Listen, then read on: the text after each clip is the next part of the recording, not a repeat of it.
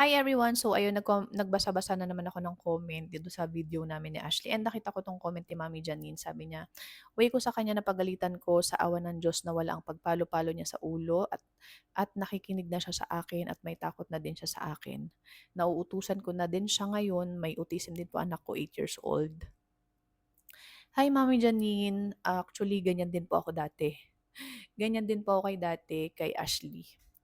Napapalo, napapagalitan. Kaya po sanay si Ashley na hanggang ngayon kapag malakas na yung boses ko, sumusunod na po siya kaagad. Napapalo ko din po si Ashley dati, hindi tayo perfect na magulang. May mga time talaga na napapalo, may mga time na nasisigawan, and nasanay po dyan si Ashley sa akin. Kahit naman po sa anak kong bunso, alam nila na yung authority palaging nasa akin, hindi ko sila binibibi. Si Ashley po ay ah kung ile-level po natin ay nasa level 3, non-verbal, and nagkaroon po kami ng changes ngayon with regards sa palo-palo na 'yan. Kinokontrol na po namin yung gantong pagpalo-palo. Actually, hangga't maaari walang palong nangyayari kasi recently lang, pagpasok lang ng 2025, siyempre nag 7 years old na si Ashley, nagdadala-ginting na. Alam niyo po nung minsan na napalo siya ng daddy niya sa kamay, kasi nasobrahan na yung kakulitan niya. Actually, sensory seeking siguro siya nung time na yun. Napalo ni daddy yung kamay niya. Ang nangyari, pinalo din niya yung kamay niya.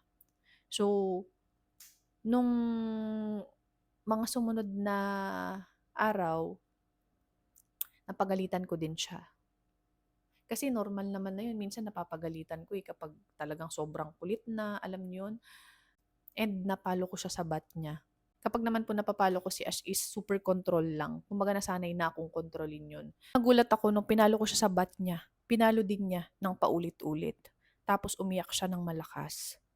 Kaya ayun, hindi ko na siya inulit. So ayun po, ang pagpalo-palo ngayon ay hindi po effective kay Ashley. Kasi baka mas lalong maging worst lang po yung sitwasyon.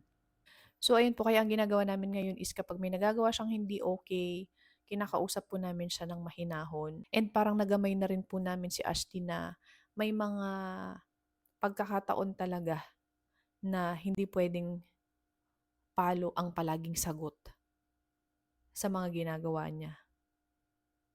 Lalo na at hindi po siya nakakaintindi pa. Pero hindi po ibig sabihin na hindi namin siya pinapalo, hindi namin siya dinidisiplina. Kumbaga, pwede naman namin siyang disiplinahin na hindi pinapalo. So, yun lang po muna. Thank you.